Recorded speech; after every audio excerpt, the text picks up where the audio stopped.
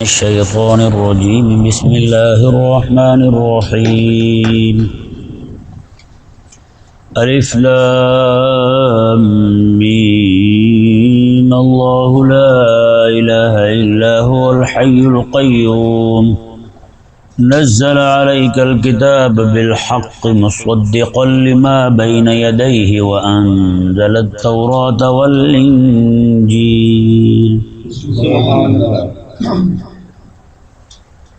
سورہ آل عمران شریف کا شان نزول نجران ایک علاقہ ہے یمن کا. یہ کریم آقا صلی اللہ علیہ وسلم کے ابتدائی زمانے مبارکہ میں اس سے پہلے بھی یہ اس وقت پوری دنیا کا نصارہ کا علمی مرکز تھا. جیسے ہمارے ہاں بڑے بڑے مدارس ہوتے ہیں، علمی شہر ہوتے ہیں، آباد ہوتے ہیں وہاں پر، تو اسی طرح کر کے ان کا نصارہ کا علمی مرکز تھا نجران. وہاں جب یہ خبر پہنچی آقا صلی اللہ علیہ وسلم کے متعلق کہ آپ نے نبوت کا اعلان کیا ہے، تو وہاں سے 60 لوگ کریم آقا صلی اللہ علیہ وسلم کے ساتھ بحث کرنے کے لیے آئے. ان 60 لوگوں میں 14 بندے ان کے عالم تھے، باقی سارے ایسے ہی ان کے خدمت گزار حاشیہ بردار تھے. ان 14 میں 3 بندے ان کے وہ مرجے تھے، یعنی جو بھی کہتے تھے وہی ہوتا تھا. یہ ہوتا ہے نا، عالم تو بہت ہوتے ہیں لیکن کچھ وہ ہوتے ہیں جن کی سب سنتے ہیں، سب مانتے ہیں. تو 3 بندے ان میں وہ تھے، اور یہ جو 3 تھے ان تینوں پر روم کا جو اس وقت بادشاہ تھا وہ نصارہ میں سے، اس نے بڑی ساری جاگیریں اسے دی ہوئی تھیں، بڑی ساری زمینیں اسے الاٹ کی ہوئی تھیں، بڑے سارے لوگ اس کی خدمت کے لیے مقرر کیے ہوئے تھے کہ یہ ہمارے مذہب کا معتمد عالم ہے. اور وہ حدیث شریف میں ہے کہ وہ انتہائی زیرک بندہ تھا ان کا. کریم آقا صلی اللہ علیہ وسلم کے پاس جب وہ پہنچے تو آ کر انہوں نے یہ کہا کہ حضرت عیسیٰ علیہ السلام رب تعالیٰ کے بیٹے ہیں. کریم آقا صلی اللہ علیہ وسلم نے ارشاد فرمایا کہ تمہارے پاس دلیل کیا ہے ان کے خدا کا بیٹا ہونے؟ انہوں نے کہا جی دیکھیں اگر وہ خدا کے بیٹے نہیں ہیں تو بتائیں پھر ان کے والد کون ہیں؟ کریم آقا صلی اللہ علیہ وسلم نے ارشاد فرمایا اگر وہ بغیر باپ کے پیدا ہوئے ہیں، یہ دلیل ہے اس بات کی کہ وہ خدا کے بیٹے ہیں، تو پھر یہ بتاؤ آدم علیہ السلام کے والد کون ہیں؟ ان کی تو والدہ بھی نہیں ہے، ان کو تو اللہ تبارک و تعالی نے بغیر ماں اور بغیر باپ کے پیدا فرمایا ہے.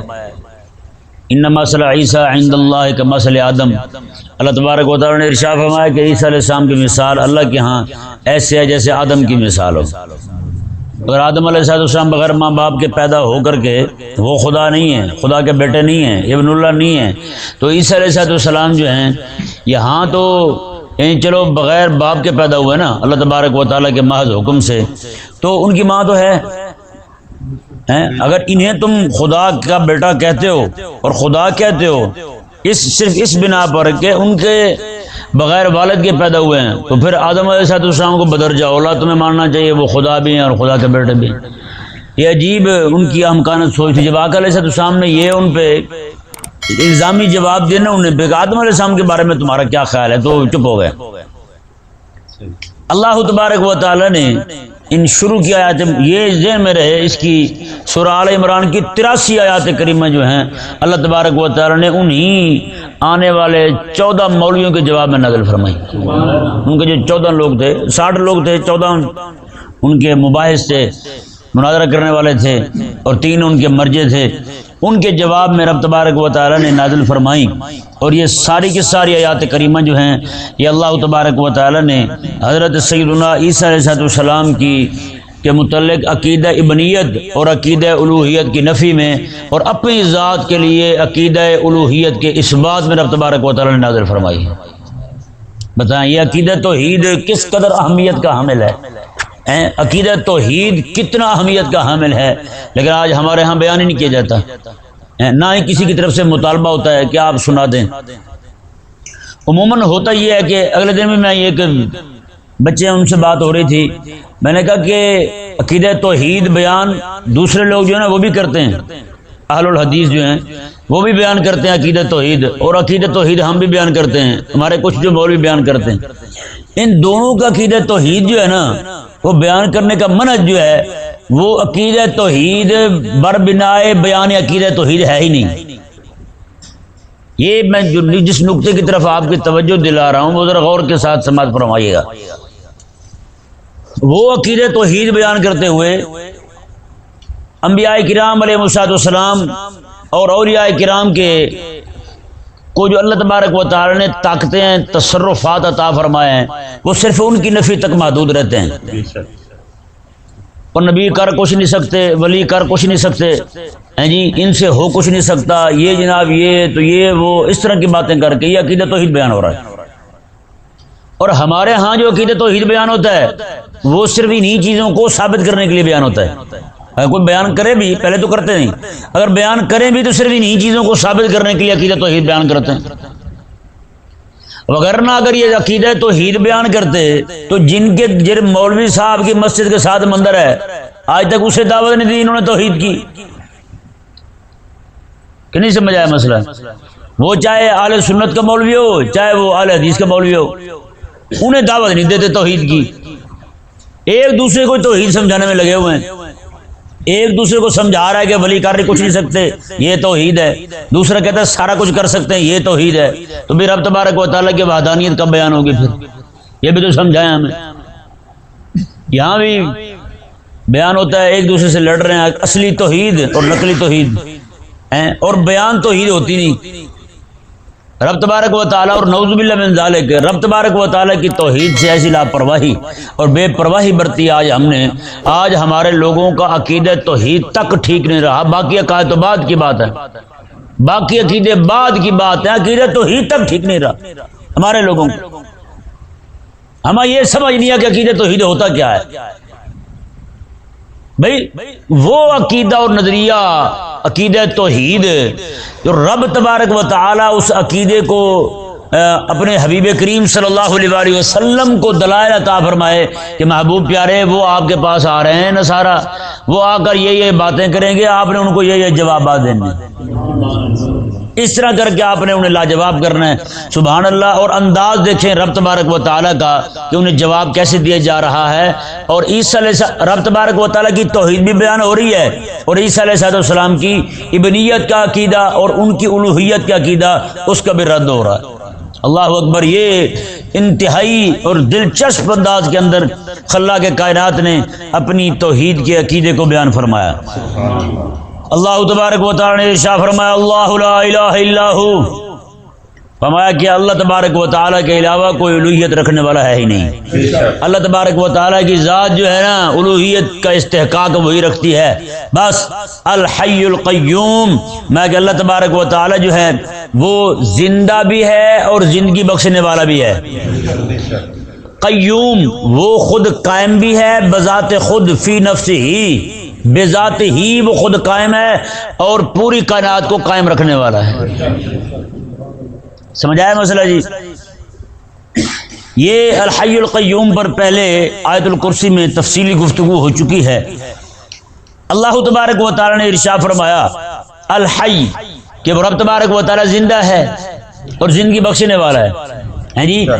اور کریمہ کا صلی اللہ علیہ وسلم نے فرمایا میں کہ عیسیٰ یاتی علیہ الفنا، اور عیسیٰ علیہ السلام تو وہ ہیں جن پر فنا آنے والی ہے، ایک وقت آئے گا ان پر موت آری ہوگی، موت چکھیں گے، وہ دنیا سے پردہ فرمائیں گے، اور ان کی تدفین کریمہ علیہ السلام کے روضہ مبارکہ کے اندر ہوگی، انہوں نے دنیا سے پردہ فرمانا ہے جی۔ تو الحی جو ہے الحی القیوم، الحی وہ زندہ رب تبارک و تعالی اور زندگی بخشنے والا، میں کیا یہ صفت حضرت عیسیٰ علیہ السلام کی ہے؟ نہیں ہے نا۔ اللہ تبارک و تعالی تو حی بھی ہے اور زندہ رکھنے والا بھی ہے۔ رب تبارک و تعالی کی شان یہ ہے، میں کیا یہ عیسیٰ علیہ السلام کی شان ہے؟ یاتی علیہ الفنا، ان پر تو فنا آنے والی ہے، وہ تو پردہ، یہ حدیث کے الفاظ پڑھ رہا ہوں آپ کے سامنے، تفسیر تبری وغیرہ میں عامۃ الکتب تفسیر میں موجود ہیں یہ روایت کریمہ کا صلی اللہ علیہ وسلم نے خود ارشاد فرمایا، اور نصارہ کے سامنے، ان کے پادریوں کے سامنے، ان کے راہبوں اور اسقفوں کے سامنے کریمہ علیہ السلام یاتی علیہ فنا، عیسی علیہ السلام پر تو فنا آنے والی ہے۔ پھر الحی ذات تو رب تبارک و تعالیٰ کی ہے۔ کریمہ علیہ السلام نے فرمایا جو ذات حی ہو، زندہ بھی ہو اور زندہ بھی رکھے، الوہیت کا استحقاق تو وہ رکھنے والی ہے، اور تم عیسی علیہ السلام کے لیے الوہیت کا استحقاق کیسے ثابت کرتے ہیں؟ القیوم کہ وہ قائم ہے، مطلب کیا ہے؟ وہ اپنے قیام میں کسی کی محتاج نہیں ہے۔ اور آج اب خود بتائیں، اللہ تعالیٰ نے قرآن پاک میں ارشاد فرمایا یاکلون الطعام، حضرت مریم اور حضرت عیسیٰ علیہ السلام وہ تو کھانا کھاتے تھے۔ کیا کرتے تھے؟ کھانا کھاتے تھے۔ اب آپ ذرا خود بتائیں، جس بندے کو زندہ رہنے کے لیے کھانے کی ضرورت ہو، ایک لقمہ جو ہے نا، ایک لقمہ کھانے کے لیے آپ اور میں بیٹھے ہیں، ہمیں کتنی چیزوں کی حاجت ہوتی ہے۔ صرف ایک لقمہ کھانے کے لیے کتنی چیزوں کی ضرورت ہے ہمیں؟ منڈی والوں کی بھی ضرورت ہے ہمیں، اور منڈی والوں کو کسانوں کی ضرورت ہے، اور کسانوں کو جناب نہروں والے دریاؤں والوں کی ضرورت ہے، اگر ٹویل ویل لگی ہوئی ہے تو بجلی والوں کی ضرورت ہے۔ اچھا جی، پھر جناب انہیں ٹریکٹر والوں کی ضرورت ہے، ہل چلانے والوں کی ضرورت ہے، ہل بھی چل گیا، زمین بھی بن گئی، سارا کچھ ہو گیا، پھر جناب انہیں جناب پھر سورج کی ضرورت ہے، سورج کے محتاج ہیں جی، سورج پکائے گا، اور چاند کے محتاج ہیں، چاند نے اس میں رس بھرنا ہے، ایک ایک چیز کے محتاج ہیں۔ فرمایا جو ایک روٹی کا لقمہ کھانے میں اتنی ساری چیزوں کا محتاج ہے، وہ بھی خدا ہو سکتا ہے؟ وہ تو خدا نہیں ہو سکتا ایک لقمہ کھانے میں۔ تو یہ ہماری احتیاج اور ہماری ضرورت جو ہے اور ہمارا محتاج ہونا، یہ اس بات کی دلیل ہے کہ کوئی الہ نہیں ہے۔ القیوم وہ قائم بھی ہے اور قائم رکھنے والی ذات بھی ہے، وہ اپنے قیام میں کسی کی محتاج نہیں ہے۔ عقیدہ توحید یہ ہے۔ رب تبارک و تعالی نے ارشاد فرمایا تو عیسی علیہ السلام یاکلون الطعام، وہ اور ان کی اماں وہ تو روٹی کھایا کرتے تھے۔ کتنی صرف یہ کہنا کہ وہ روٹی کھایا کرتے تھے، ان کے عقیدے اور الوہیت کی نفی ہو گئی۔ وہ الہ نہیں ہے، الہ نہیں ہے، کیا روٹی کھاتے تھے؟ یہ روٹی کھائے وہ بھی الہ ہوتا ہے؟ نہ نہ نہ، روٹی کھائے وہ کسان کا محتاج ہیں، چکی والے کا محتاج، وہ جناب اس طرح کر کے محتاج بنتا کتنے سارے چیزوں، کتنے سارے لوگوں کے ساتھ اس کا یعنی کہ وہ جو تعلق ہے احتیاج والا وہ قائم ہے، جسے یہ اتنے سارے احتیاج قائم ہو، اتنے سارے احتیاج رکھنے والا ہو، وہ خدا کہاں ہوتا ہے؟ اللہ تبارک و تعالی تو ایک لمحے کے لیے بھی کسی کا محتاج نہیں ہے۔ اور یہاں پہ یہ میں عرض کر دوں، احتیاج ضرورت کے تحت ہوتا ہے، ضرورت ہی احتیاج ہے نا۔ کئی سارے لوگ نعوذ باللہ من ذالک، اللہ تبارک و تعالیٰ معاف فرمائے، کو بچہ فوت ہو جائے نا تو کہتے ہیں اللہ تعالیٰ کو ضرورت ہوگی اس کی۔ ضرورت کا کیا مطلب ہے تمہارا؟ نعوذ باللہ من ذالک، اللہ تبارک و تعالیٰ کو محتاج کہہ رہے ہو؟ اللہ تبارک و تعالیٰ تو محتاج نہیں ہے کسی۔ اللہ اکبر کبیرہ۔ یہ آگے رب تبارک و تعالیٰ نے ارشاد فرمایا، انہوں نے یہ سوال کیا کہ آپ جو کہتے ہیں قرآن کریم جو ہے یہ اللہ تبارک و تعالیٰ کی کتاب ہے، تو اس پر دلیل کیا ہے؟ کیسے آپ ثابت کریں گے کہ یہ رب تبارک و تعالیٰ کی کتاب ہے قرآن؟ کریمہ کا صلی اللہ علیہ وسلم پر رب تبارک و تعالیٰ نے یہ مبارکہ نازل فرمائی۔ اللہ اکبر۔ اللہ تعالیٰ نے ارشاد ما نزل علیک الکتاب بالحق مصدقا لما بین یدیہ وانزل التوراۃ والانجیل، میں کہ وہی ہے وہ ذات جو الہ ہے، لا الہ الا ہو، یہ صفت رکھنے والی ذات، الحی القیوم، نزل علیک الکتاب، میں حبیب پیارے اسی نے آپ پر نازل فرمائی ہے یہ کتاب، اسی نے نازل فرمائی ہے۔ مطلب کیا ہے؟ اور آگے دیکھیں، مصدقا لما بین یدیہ، یہ کتاب جو ہے یہ تصدیق کرنے والی ہے ان کی جو اس سے پہلے کتابیں نازل ہوئیں، یا اس سے پہلے جتنی شریعتیں نازل ہوئیں ان سب کے احکامات کی تصدیق کرنے والی ہے۔ وانزل التوراۃ والانجیل، اور اسی ذات نے تورات بھی نازل فرمائی اور انجیل بھی نازل فرمائی، اسی ذات نے۔ اس کے اندر جواب ہے ان کا کہ فرمایا کہ جو تمہارے پاس دلیل ہے کہ تورات اور انجیل رب کی نازل کردہ ہے، وہی دلیل ہمارے لیے بھی مان لو۔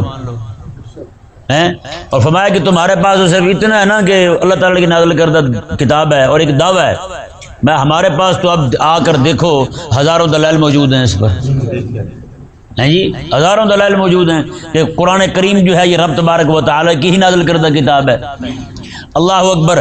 اللہ تبارک و تعالیٰ نے ارشاد فرمایا، جی دیکھیں، من قبل ھدی للناس، میں یہ تورات اور انجیل جو ہے یہ قرآن کریم سے پہلے نازل ہوئی، اور یہ قرآن کریم جو ہے ھدی للناس وانزل الفرقان، میں یہ لوگوں کے لیے ہدایت ہے، لوگوں کے لیے، ہاں ھدی للناس جو ہے یہ صفت ہے تورات اور انجیل کی، فرمایا کہ وہ لوگوں کو رہنمائی دینے والی تھی۔ وانزل الفرقان، اور اللہ تبارک و تعالی نے فرقان یعنی قرآن کو نازل فرمایا۔ فرقان کا مطلب کیا ہے؟ حق کو حق کہنا اور باطل کو باطل کہنا۔ حق کو حق کہنے والا، باطل کو باطل کہنے والا، اسے کہتے ہیں فارق۔ اور حضرت عمر رضی اللہ تعالیٰ عنہ کو فاروق کہنے کی وجہ بھی یہی ہے جی، آپ نے جب گستاخ کو مارا، کریمہ کا صلی اللہ علیہ وسلم کی بارگاہ میں پہنچے، اس نے انکار کیا تھا حضور کا فیصلہ، ایک فیصلہ ماننے کا۔ سنیں ذرا، اس نے آقا علیہ السلام کا ایک فیصلہ ماننے کا انکار کیا تھا، تو کریمہ کا صلی اللہ علیہ وسلم نے کیا فرمایا؟ آقا علیہ السلام نے، رب تعالیٰ نے قرآن نازل فرما دیا، حضرت عمر نے اسے قتل کر دیا۔ کریمہ کا صلی اللہ علیہ وسلم نے حضرت عمر رضی اللہ تعالیٰ عنہ کو فاروق کا لقب عطا فرمایا، میں یہ حق اور باطل کے درمیان فرق کرنے والا بندہ۔ بتائیں بھائی، آج ایک فیصلہ رسول اللہ علیہ السلام کا بندہ نہ مانے اور بظاہر کلمہ پڑھنے والا بھی ہو، حضرت عمر رضی اللہ تعالیٰ ما برائے عدالت، آقا علیہ السلام، عدالت موجود ہے، رب کی عدالت ہے، اور اس میں فیصلے فرمانے کے لیے امام الانبیاء بیٹھے ہیں۔ بات پہنچے حضرت عمر کے پاس، حضرت عمر وہی قتل کر دیں ہیں، اور کریمہ کا صلی اللہ علیہ وسلم کی بارگاہ میں جب عرض کی گئی، عمر نے ایک مسلمان کو قتل کر دیا، میرے آقا علیہ السلام کی زبان مبارکہ پر یہی الفاظ ہے، میں نہ عمر سے ایسا نہیں ہو سکتا، عمر کی تلوار نہ حق چل ہی نہیں سکتی، یہ حضور نے فرمایا۔ تو اب بتائیں بھائی، کل میں نے لکھا ہے تفسیر شریف میں نا صبح کہ جو بندہ یزید آج کھڑا ہو کہے کہ یزید کی حکومت ٹھیک تھی، آج تو حضرت امیر معاویہ کے بارے میں کو کہے حضرت امیر معاویہ رضی اللہ عنہ کی حکومت ٹھیک تھی، تو اس کے ساتھ اس کے گلے پڑ جاتے ہیں، لڑائی شروع کر دیتے ہیں۔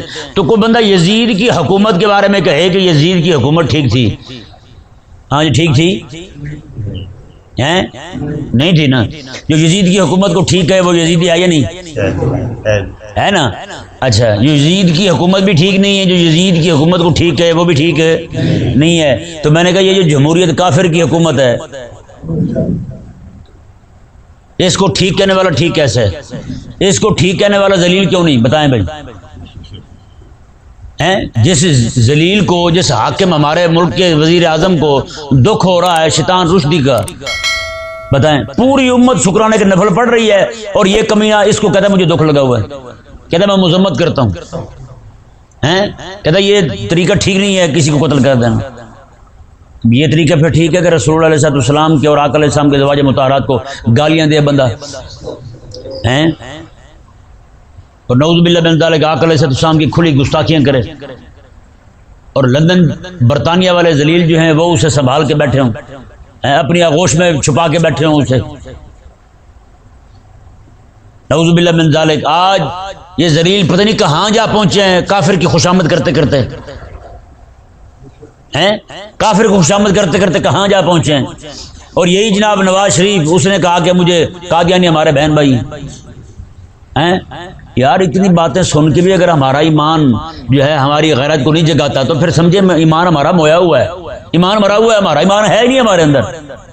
اتنا کچھ سن کے بھی اگر ہم ان کے ساتھ کھڑے ہیں تو پھر کیا کہیں؟ بتائیں کون سے مسلمان ہیں، کون سا اسلام ہے ہمارے پاس جس کو ہم لیے پھرتے ہیں اور اپنے آپ کو عاشق رسول کہتے پھرتے ہیں؟ تو جو بھائی یزید کی حکومت کو پسند کرے وہ یزیدی ہو، وہ کمینہ ہو، مولوی اس کو ہاتھ لگانا پسند نہ کریں، تو آپ کے دور کا جو یزید ہے یہ یزید اعظم ہے، یہ اس سے بھی بڑے کمینے ہیں، یہ یزید سے بھی بڑے کمینے بیٹھے ہیں، اور ان کے ساتھ سارے کھلے ملے پھرتے ہیں، کسی کو نہ بدبو آتی ہے نہ کسی کو ان سے تکلیف ہوتی ہے۔ رب تبارک و تعالیٰ نے ارشاد، یہی فرق کرنے والی جو صفت ہے نا، یہ رب تبارک و تعالیٰ جسے عطا فرما دے، اللہ اکبر، بہت بڑی صفت ہے۔ اچھا بندہ قرآن پڑھے، قرآن بھی فرقان ہو، قرآن بھی فرقان ہو، قرآن فرقان کو پڑھ کے بندے کو حق اور باطل میں تمیز ہی نہ آئے تو سمجھے قرآن پڑھا ہی نہیں اس نے. جو ملا ملوانا قرآن پڑھ کے اسے حق اور باطل کی تمیز نہ آئے وہ بندہ قرآن پڑھا اس نے نہیں ہے. وہ ایسا ہو نہیں سکتا کہ بندہ پڑھے قرآن اور اسے حق اور باطل کی سمجھ نہ آئے. قرآن پڑھ کے بھی جناب بے ہدایت رہے, قرآن پڑھ کے بھی بندہ ہدایت سے خالی رہے بندہ, تو یقین کر لیں آپ اس قرآن کریم جو ہے اس کے قریب تک نہیں آیا. کریمہ کے سامنے فرمایا کہ قیامت کے قریب لوگ قرآن پڑھیں گے, قرآن اتنا پڑھیں گے کہ آپ بھی حیران ہو گئے اتنا سونا قرآن پڑھتے ہیں. اور کریمہ کا صلی اللہ علیہ وآلہ وسلم نے ارشاد فرمایا وہ دین سے ایسے نکل جائیں گے جیسے تیر کمان سے نکل جاتا ہے. اور آقا علیہ السلام نے ارشاد فرمایا قرآن پڑھیں گے حلق سے اوپر اوپر پڑھیں گے, قرآن کا نور ان کے اندر دل کے اندر نہیں جائے گا, کیونکہ قرآن کا نور جب تک دل میں نہ جائے تب تک دل میں اس کے سینے میں اس کے دماغ میں رب تبارک و تعالی حکمت پیدا نہیں فرماتا.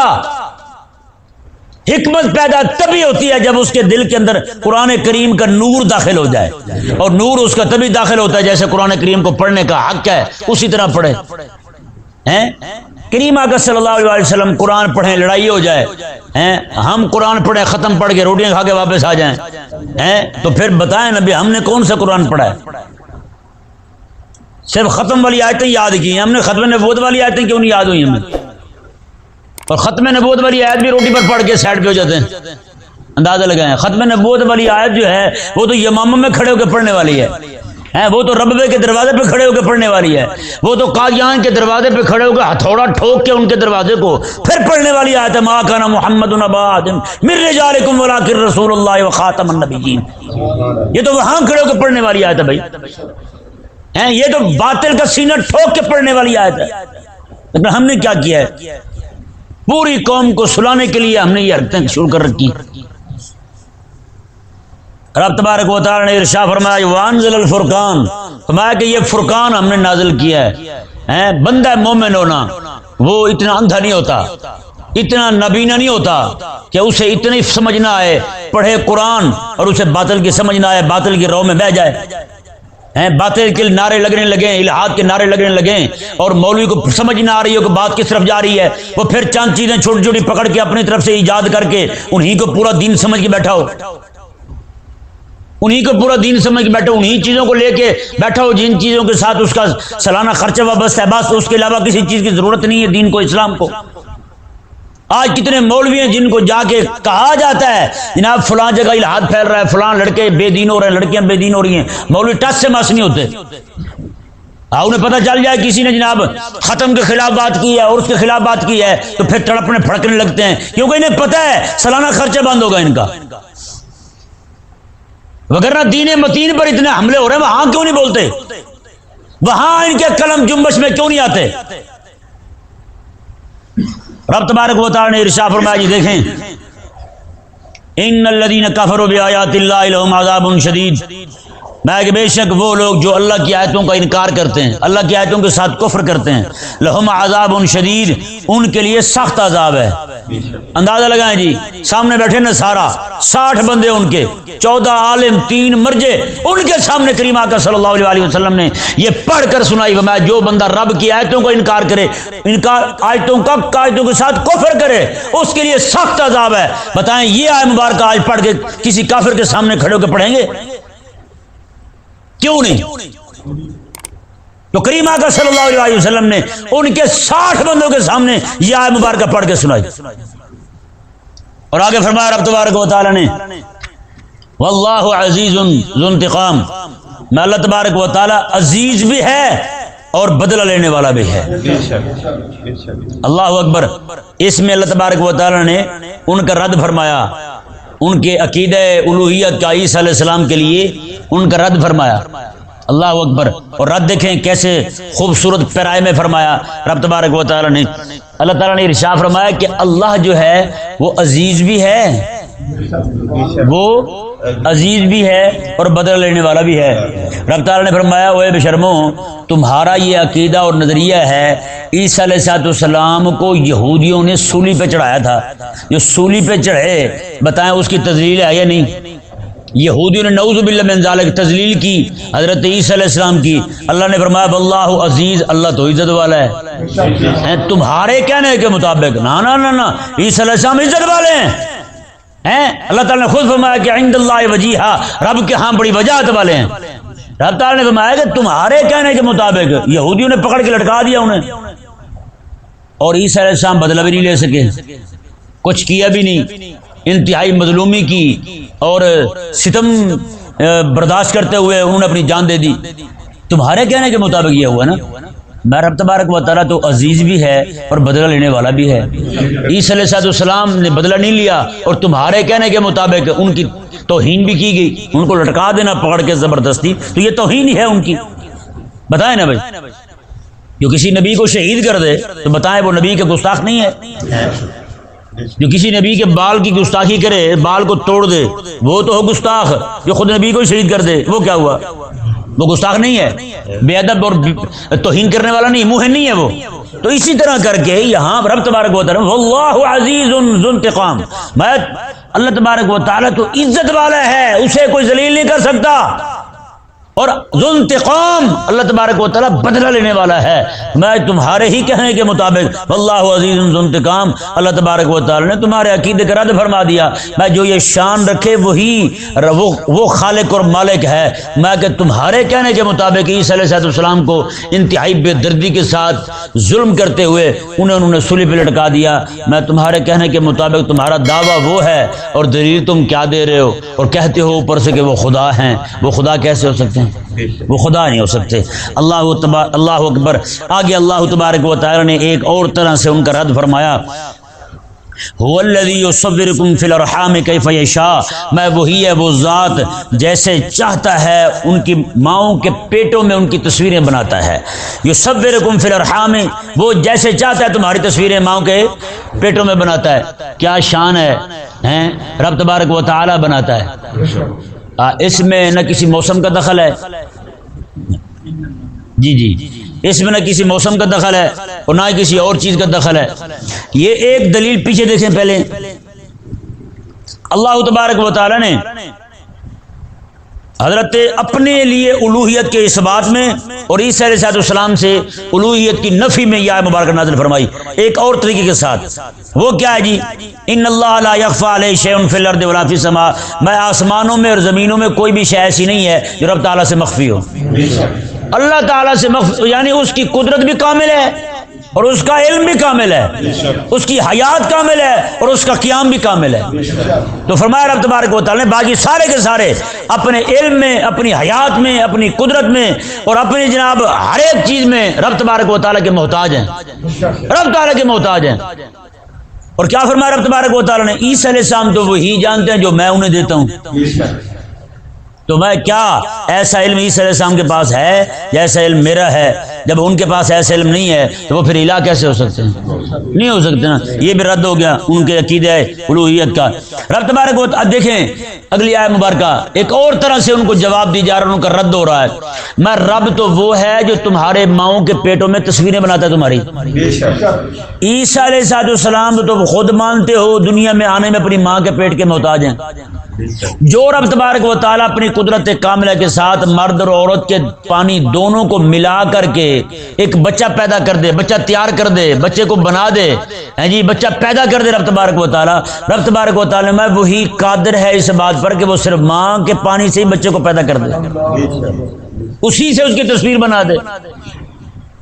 اور فرمایا رب تبارک و تعالیٰ نے جس طرح تم یہ مانتے ہو کہ عیسیٰ علیہ السلام پیدا ہوئے، عیسیٰ علیہ السلام پر موت طاری ہوگی، عیسیٰ علیہ السلام جو ہیں آپ پیدا ہونے میں ماں کے محتاج ہیں، ماں کے پیٹ میں رہے، سارا کچھ سارے معاملات جو عام بچوں کے ساتھ ہوتے ہیں. رب تبارک و تعالیٰ نے فرمایا کہ رب تو وہ ہے جو ازلی ہے اور ابدی ہے، جو ازلی ہے اور ابدی ہے، جس کی خود تصویر بنی ہو، جس کا خود گوشت پوشت چڑھا ہو، جو خود کھانے پینے کا محتاج ہو. وہ الہ کیسے ہو سکتا ہے؟ وہ الہ کیسے ہو سکتا ہے؟ اللہ اکبر. هو الذی یصورکم فی الارحام کیف یشاء، میں وہی ہے وہ ذات جو تمہاری ماؤں کے پیٹوں میں تمہاری تصویریں بناتی ہے، کیف یشاء، جیسے وہ چاہتا ہے، یہ اس کی مرضی منشا پر منحصر ہے۔ لا الہ الا هو العزیز الحکیم، اللہ تعالیٰ کے علاوہ کوئی الہ نہیں ہے، وہ غلبے والا حکمت والا ہے، وہ غلبے والا حکمت والا ہے۔ اللہ تبارک و تعالیٰ سمجھنے کی توفیق عطا فرمائے۔